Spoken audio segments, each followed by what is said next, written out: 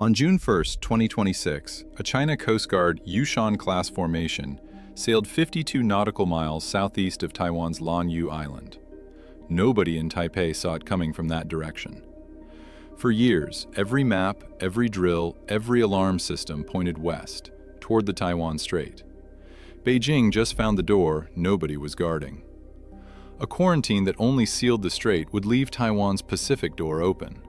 A quarantine that also polices the east closes it. That's the question now circling every defense ministry from Washington to Tokyo. Has Beijing just locked that door? China has begun using its Coast Guard to enforce its territorial claims in what Taiwan calls lawfare, a strategy to claim a legal basis for Chinese actions. And so far, the tactic is working far better than any warship could. Here's why that matters more than almost anything else happening in the Pacific right now. For context, you have to understand what the east side of Taiwan actually represents. The island's western coast faces China across the narrow strait. That's where all the attention has always concentrated. The warship crossings, the median line violations, the fighter jet incursions. It's where Taipei built its defenses. It's what Taiwan's military has trained against for decades. Taiwan's eastern side is where the Air Force disperses its F-16s into Chiashan's mountain hangars, where undersea cables land, and where any resupply of a besieged Taiwan would arrive. It's the island's lifeline to the outside world. And until June 2026, Beijing had left it largely untouched, at least by Coast Guard vessels claiming legal jurisdiction. The China Coast Guard's Yushan-class cutters, 12,000-tonne near-Navy platforms, began sustained patrols east of Taiwan on June 1st. These aren't small patrol boats. They're enormous white-hulled ships that dwarf most of Taiwan's own Coast Guard fleet. But they fly a civilian flag. That distinction is the entire point. While the two maneuvers answer different security-related activities by allied nations, experts say China used its Coast Guard to try out new, attention-grabbing, and long-term ways to deter others from challenging its territorial claims. The Coast Guard vessels are meant as police activity rather than more provocative naval or air force drills around Taiwan. Beijing's official pretext was almost casual in its ambition. China said the first operation in June was in response to an announcement by Japan and the Philippines that they would begin formal talks on their maritime boundaries, which Beijing viewed as involving Chinese waters off Taiwan. Think about what that argument actually claims: that Japan and the Philippines negotiating their own boundaries gives China the right to send enforcement ships into the Pacific east of Taiwan. That's not a legal argument. It's a declaration of reach. So what exactly is the legal architecture Beijing is building? It didn't appear overnight. Beijing is executing a legal architecture built between 2021 and 2024. The 2021 China Coast Guard law authorizes the Coast Guard to use force against foreign vessels in waters China claims as its jurisdiction. The key word is claims. China claims the waters east of Taiwan as its own. Its 2021 law then authorizes force there. And now those ships are physically present, not claiming in the abstract, but patrolling in fact. This is precisely what Taiwan's officials mean when they use the word lawfare. Unlike the near-daily military activities conducted by the People's Liberation Army around Taiwan, Beijing has increasingly relied on Coast Guard vessels to reinforce its territorial claims. Taiwan's Mainland Affairs Council rejected Beijing's claims, saying China has neither sovereignty nor jurisdiction over waters east of Taiwan, and that its Coast Guard has no law enforcement authority in the area. The rejection was firm. The ships stayed anyway. Then, on July 4th, 2026, Beijing made its intent unmistakable. Beijing rotated its Coast Guard formation east of Taiwan, replacing one task group with another, to continue what Chinese officials now describe as standing law enforcement patrols. The rotation is the message. Rotating ships means permanent presence. A task group led by the CCGS Shushan vessel replaced the team headed by CCGS Daishan to continue law enforcement patrols in waters east of Taiwan. One ship leaves, another takes its place. The patrol never stops. The Daishan task group had conducted patrols, vessel inspections, fishery protection, and rescue operations in the area since June, according to the agency. Note the language, vessel inspections. That means stopping ships, checking papers, asserting the right to board, in waters Taiwan insists are its own exclusive economic zone. Beijing is now claiming the power to pull over anyone who passes through. Taiwan said that Taiwanese ships off the east coast should ignore any boarding and inspection demands by China's Coast Guard, and, if necessary, Taiwanese Coast Guard vessels would intervene to stop it from happening. That's Taipei authorizing its own Coast Guard to physically block a Chinese boarding. Two Coast Guard forces, operating in the same water, under opposite legal claims, with authorization on both sides to use force. That's not a stable equilibrium. Now here's where the story gets sharper, and more alarming, if you know where those ships are actually positioned.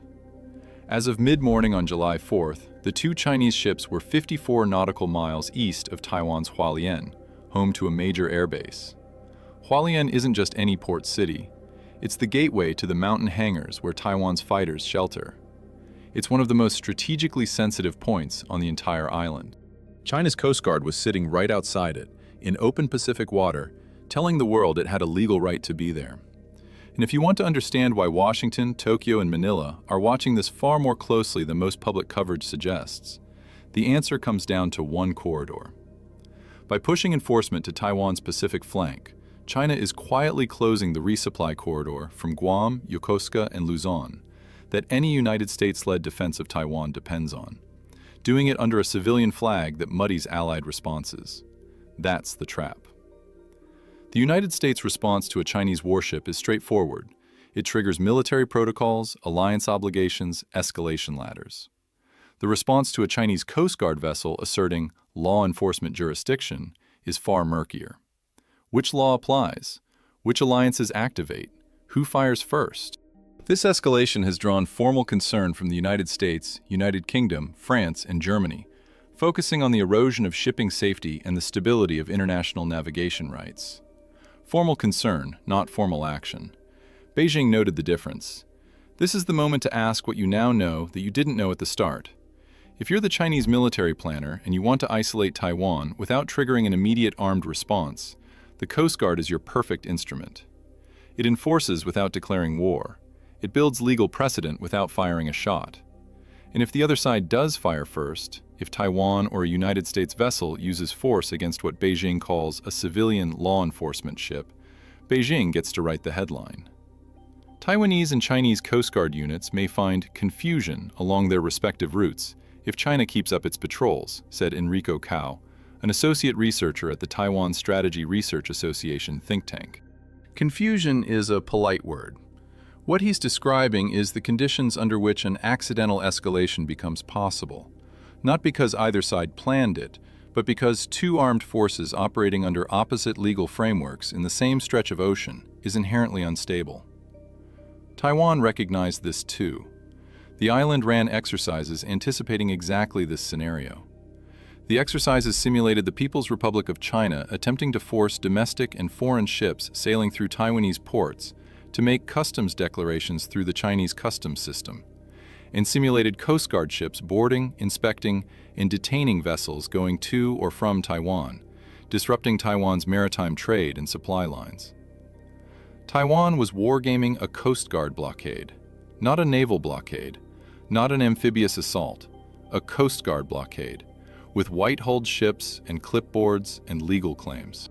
The Coast Guard administration simulated dispatching ships to respond to coercive actions, the Taiwanese Navy simulated conducting combat readiness drills, and the Ministry of National Defense and Ministry of Foreign Affairs simulated conducting a public information campaign drawing attention to violations of international law and freedom of navigation. This is a government rehearsing its own isolation. Now, the counter case deserves a fair hearing. The patrols, even now, remain at a distance.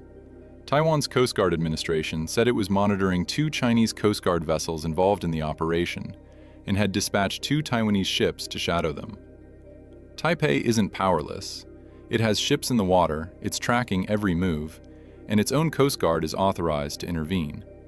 The patrols have not yet attempted to actually board a Taiwanese vessel.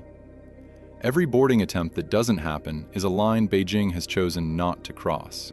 China's initial patrols responded to maritime boundary negotiations between Japan and the Philippines, experts said. Some analysts read the patrols as proportional signaling, Not the beginning of a permanent encirclement, but a calculated message that Japan-Philippines boundary talks come at a cost.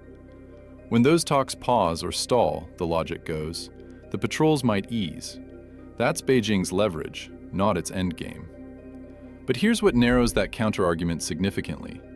6 weeks after the June 1st deployment, Beijing had made that patrol a fixture. A fixture isn't a signal. A fixture is a new baseline. China has signaled its intent to maintain a new Coast Guard patrol east of Taiwan. Beijing's Taiwan.cn website said on July 10th that its Coast Guard was sustaining routine law enforcement patrols as the new vessel formation took over. Routine. That word is doing enormous work. Once something is routine, reversing it becomes a concession. Beijing has made the east coast of Taiwan a new normal, and walking that back would cost political capital it has no intention of spending. Beijing has maintained a persistent Coast Guard presence east of Taiwan, following a specialized maritime enforcement initiative launched in June 2026. Taipei reports that these activities are directly impacting commercial navigation and infringing upon its eastern exclusive economic zone. Commercial shipping isn't a side effect, it's part of the calculation. Every cargo ship that adjusts its route, every insurer who reprices a Taiwan-bound voyage, every airline that monitors the situation, they're all absorbing the cost of Beijing's new presence without Beijing firing a single round. The United States-China Economic and Security Review Commission flagged the pattern in its July 2026 bulletin. China continues gray zone intimidation against Taiwan with unannounced large-scale naval deployments. The Coast Guard patrols are the civilian face of that same pressure campaign, harder to categorize, harder to counter, and designed to accumulate over time rather than trigger a single decisive moment. What China found wasn't a gap in Taiwan's defenses. It found a gap in the international rulebook. There is no clean protocol for Coast Guard confrontation in claimed but disputed waters. There is no alliance trigger that fires when a white-hulled ship asks for your papers. Beijing spent years building the legal scaffolding. The 2021 Coast Guard law, the maritime traffic regulations, the jurisdictional maps. And now it's standing that scaffolding up in the Pacific, in full view, daring anyone to name exactly which rule it's breaking. What began as choreography in a December 2025 exercise is deployed doctrine by July. Beijing is not improvising, it is executing. Taiwan's Coast Guard now shadows Chinese ships on the island's Pacific side, while simultaneously defending its western approaches. That's a resource equation Taipei can't sustain indefinitely, and every rotation of the Chinese formation, Daishan out, Yushan in, the next hull already waiting, is a reminder that for Beijing, this is a marathon, not an incident. The patrol circles the island. The map has changed. And the hardest truth about this moment is that no single shot was fired to make it happen. What do you think? Can Taiwan's Coast Guard realistically hold the eastern line against a rotating Chinese presence indefinitely? Or is Taipei eventually forced into a confrontation it can't win diplomatically? And if Beijing successfully normalizes East Coast patrols, does that change the military calculus for the United States more than any naval drill has so far? Tell me what you think in the comments. And if you want to keep following how this unfolds, because the next rotation is already coming, subscribe, because the moment one of those boarding demands actually gets tested is when this story becomes something else entirely.